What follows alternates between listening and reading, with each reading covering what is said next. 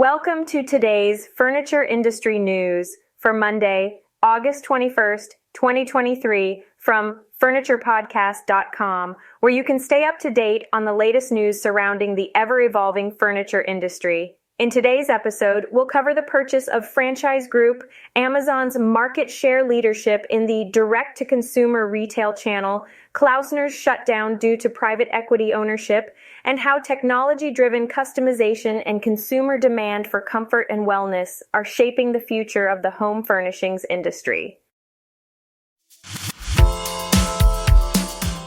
The acquisition of Franchise Group has been successfully completed, leading to the ownership of renowned retailers American Freight, Badcock Home Furniture, and more, and lease-to-own retailer Buddy's Home Furnishings. A buyer group headed by CEO Brian Kahn and consisting of members of the company's senior management team joined forces with a consortium that includes certain of Kahn's affiliate entities, B. Riley Financial and Irradiant Partners, to facilitate the acquisition. The approval of all proposals related to the acquisition was granted by stockholders, including those who hold a majority of the outstanding shares of common stock not held by the buying consortium. The acquisition was reportedly valued at $2.6 billion. Following the completion of the merger, the common stock and preferred stock of Franchise Group ceased trading and were delisted from the NASDAQ Global Select Market. Additionally, Franchise Group will finalize the redemption of all outstanding shares of its 7.5% Series A cumulative preferred stock, which holds a par value of 1 cent per share on August 22nd. The direct-to-consumer retail channel, led by online giant Amazon, maintained its position as the market share leader among Furniture Today's top 25 retailers based on 2022 sales. DTC, with a 29.3% share, experienced incremental growth compared to last year's listing, where it held a 29.1% share. The overall sales for the top 25 retailers slightly increased from $82.9 billion to $83.6 billion. Amazon, representing around 15% of the total sales, saw a 12.5% increase in furniture, bedding, and accessories sales, making it the second largest percentage gainer among the 25 retailers, following Costco's 18.4% increase in sales. Other notable retailers in the top 5 include Wayfair, which saw a modest 1.3% year-over-year growth, and Williams-Sonoma and Walmart, both registering increases.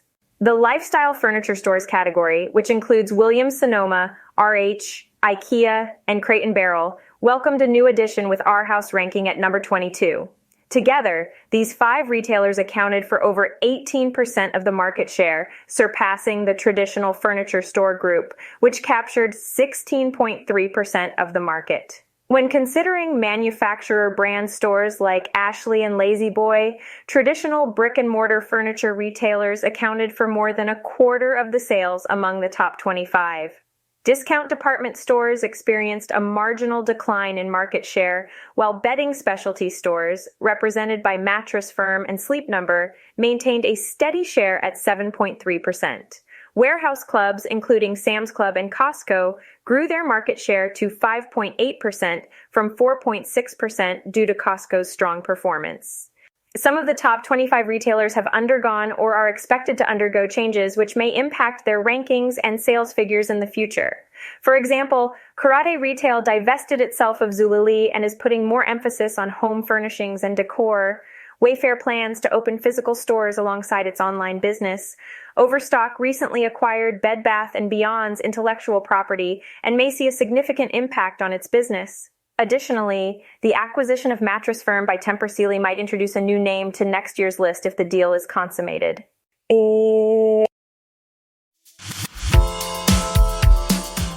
In the aftermath of Klaussner's sudden shutdown, there has been widespread commentary on social media attributing the demise of the once venerable company to its private equity ownership.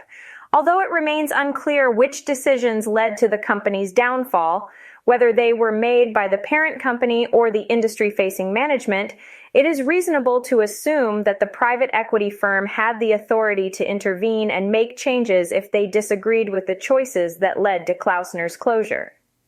This brings to light the ongoing concern within the industry regarding private equity ownership of furniture companies, as the lack of a visible track record of success is reminiscent of a baseball player being sent to the minor leagues. It is important to note, however, that not all privately equity-owned companies in the industry meet the same fate. There are companies that have achieved continued success under successive private equity ownership. Therefore, it is possible to thrive under such ownership, but unfortunately, this seems to be the exception rather than the norm. There could be several reasons for this. Firstly, the visibility factor comes into play. When a company fails and causes job losses, it becomes highly visible. On the other hand, successful companies tend to focus on their creations, products, and developments rather than the ownership behind them. When a privately owned or family-owned company fails, blame is typically placed on the actions of specific individuals within that company who are well known to customers and industry peers. Family ownership is not generally held responsible as a broad cause. However, in the case of a private equity-owned company, the blame is almost always directed at private equity, as the outside world is often unaware of the specific executives involved. Secondly, suspicion surrounding private equity stems from its inherent business model. The primary objective of a private equity firm is to deliver returns to its investors within a specific time frame, usually around 5 years.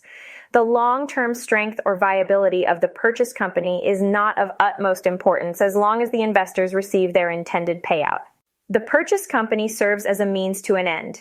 The long-term growth of the company, providing employment opportunities, and ensuring a positive customer experience are often considered secondary to the private equity firm's goal of generating returns to attract future investors. However, this approach may impact the firm's future acquisitions in industries that have experienced setbacks. It is worth considering this aspect for those contemplating private equity as an exit option, particularly in anticipation of an upcoming year of significant merger and acquisition activity. Ultimately, the issue lies in the intersection of visibility and the business model of private equity, which can lead to negative perceptions and apprehensions within the industry. The CEO of one of the world's largest furniture manufacturer retailer companies has recently emphasized the transformative shifts occurring in the home furnishings industry, calling it a game of titans. This statement echoes the sentiments expressed by Todd Wanek, CEO of Ashley Furniture, during the 2023 Innovation event in Las Vegas, where he joined other industry leaders in stressing the importance of technology, specifically artificial intelligence, in shaping future growth strategies for companies. Another keynote speaker, Christoph Burkhardt, highlighted the upcoming era of customization known as the segment of one, made possible by technology. This new era will enable companies to cater to individual consumer demands and preferences on an unprecedented scale. As technology continues to evolve, consumer buying behavior patterns are poised to change significantly. Imagine a future where color palettes are flexible suggestions and customized upholstery is ubiquitous.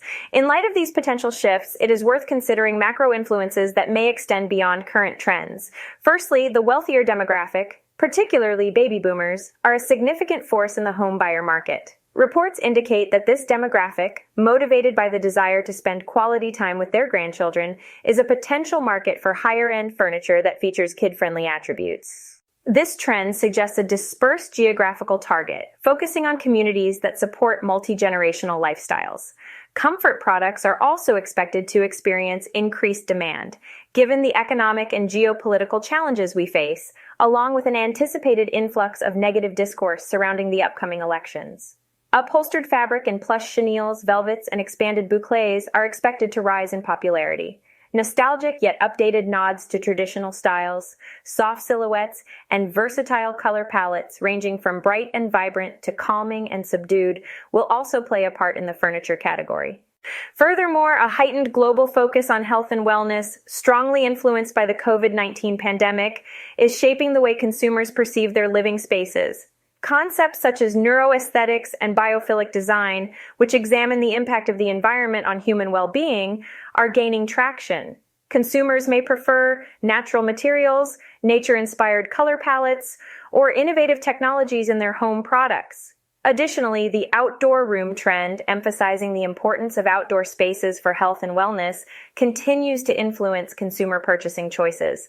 In these times of significant change within the home furnishings industry, companies that embrace innovation have a greater likelihood of surviving and thriving. The future holds new and returning consumers who are eager to engage with and benefit from the transformations underway. Thanks for listening to today's episode. I'll see you guys at the next one, and don't forget to subscribe.